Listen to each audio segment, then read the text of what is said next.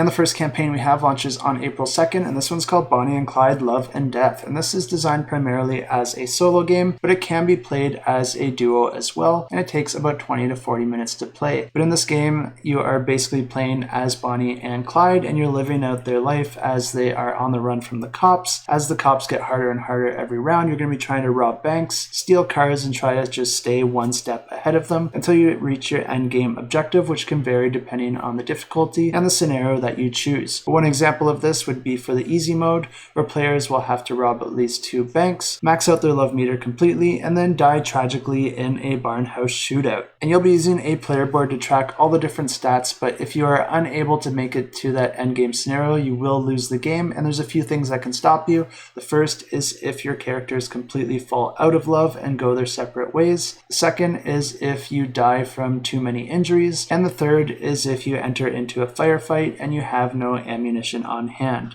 The game plays over a series of rounds, and each round has 3 phases, morning, noon, and night. And during the morning phase, players will be able to stash any loot that they have, but they'll also be able to potentially hijack a new car if needed. But the police are going to track you down, and you're going to have to grab whatever car is available to you and hit the road. And that moves you into the next phase, which is the afternoon phase, and you're going to be drawing a road card. And each road card has a number of icons on it, and you're always going to be resolving those from bottom to top. And these are going to give you different opportunities to find food at restaurants or gas at gas stations, or potentially run into doctors that can heal your wounds, or even a place to sleep, which you'll have to find before you can end each round. But some of these cards will also give the player a choice to move in one direction or another, but if the players choose to go a direction that leads to one of these building icons, then players are going to be flipping up the card of that matching icon. And these building icons just mean that you're visiting different villages, towns, and cities, and there's different risks and benefits of visiting each of those. When you flip those cards up, you're going to be resolving the icons just like you do on the road card, and then you're going to head back to the road, which will lead you to your next phase. And this is the night phase, where you're going to be flipping up another road card and then trying to find a place to sleep. Occasionally players might choose to rob a bank, rob a restaurant, or a gas station, and in that case players are going to enter into combat. And to do that, you're going to be drawing a card that's broken into 4 different sections, and each section represents a different situation that you might find yourself in, and you're going to be resolving the one for the situation that you drew it for. And then you'll resolve the effects of the card, which can damage your different gauges or damage your car or the relationship between Bonnie and Clyde. But then you will get the benefit of robbing whatever it is that you robbed. And of course the police can catch up to you as well, and you'll find yourself in a shootout, which if you're able to escape will almost certainly see you escaping with some injuries.